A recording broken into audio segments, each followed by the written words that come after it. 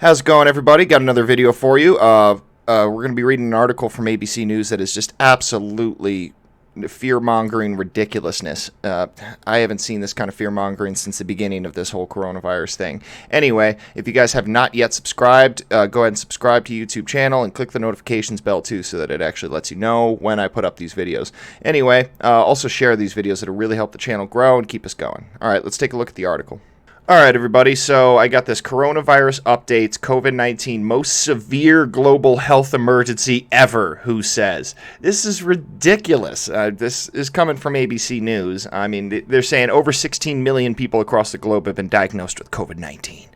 All right, so we're going to go ahead and take that number as absolutely true. This is clickbaity. It's ridiculous.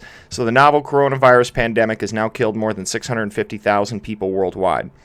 Over 16.3 million people across the globe have been diagnosed with COVID-19, the disease caused by the new respiratory virus, according to the data compiled by the Center for Systems Science and Engineering at Johns Hopkins University. The actual numbers are believed to be much higher due to testing shortages, many unreported cases, and suspicions that some governments are hiding or downplaying the scope of their nation's outbreak.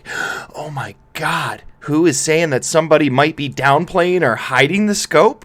Oh, I wonder who it is. It's probably China, like I've been saying the whole time. And guess who else has been saying that? Donald Trump. Anyway, so finally they're admitting that, yeah, there's people just hiding their total numbers. Almost admitting that China could be very well at fault for this whole thing. And I think that we should hold them at fault.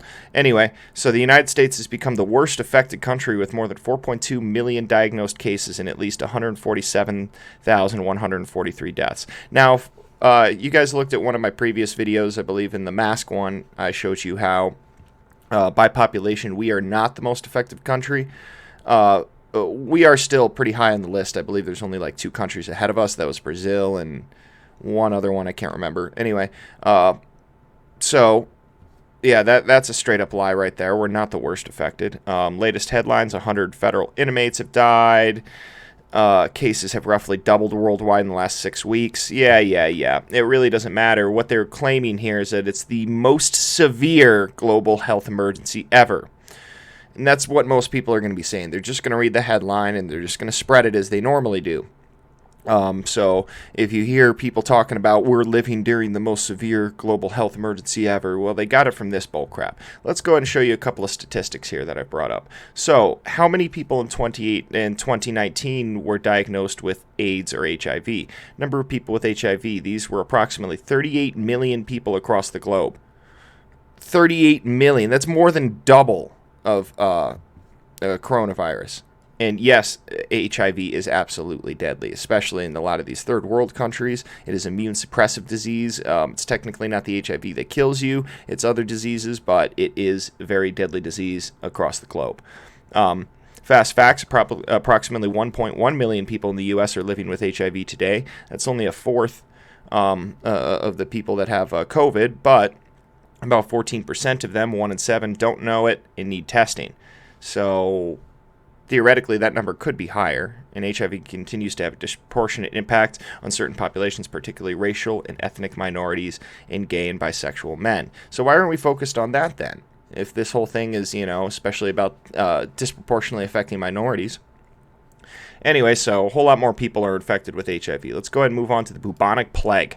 The plague killed an estimated 25 million people, almost a third of the continent's population. That's just ridiculously comparatively to coronavirus. Literally, it killed 25 million people. Not even that many people have it across the entire globe, and we're just talking about one continent here.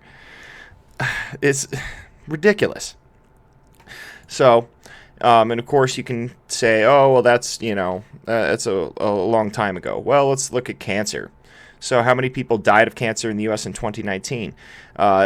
Basically, an estimated 1.7 million people, new cancer cases diagnosed in 2019, and 606,880 cancer deaths total. It's 1.7 million, so that's still close to a fourth of what coronavirus infects, but it killed 606,000. That's much more than coronavirus has killed throughout the USA. Remember, this is just the United States, people, but Imagine how many are going across the world, how many people die and are undiagnosed with cancer across the world. So let's go and look at what's happening with COVID.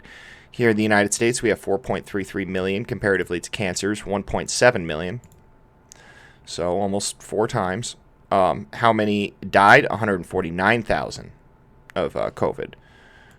How many have died of cancer? 606,000. 6 times, almost 6 times, probably more like 5 times what have died of COVID. So the cancer is a far worse epidemic or far worse health crisis than COVID. They're calling it the most severe health crisis ever. This is ridiculous. You know, this is the exact kind of thing that we would expect from basically just an organization completely run by China, and I'm completely glad that Donald Trump has decided to go ahead and get us out of that deal. This shows how much that they're just trying to get everybody scared about this virus for absolutely no good reason. Trying to keep all of our economy closed, and to be honest, the death rate doesn't even match. Like I could have brought up H1N1 and Spanish flu and all that stuff. I've done it before, so that's why I didn't bother doing it. But my point is that calling this thing the most severe health crisis ever is ridiculous. It's probably the most severe health crisis in the past 10 years, but still. I don't think it requires us to shut down our entire economy and just basically stop the entire tracks of capitalism in a cold stop, you know. So anyway, if you guys have not yet subscribed, please subscribe to the YouTube channel. And if you're watching on Facebook, just remember that these videos come out several hours later on Facebook than they do on YouTube. So please go ahead and subscribe. I'll see you guys later.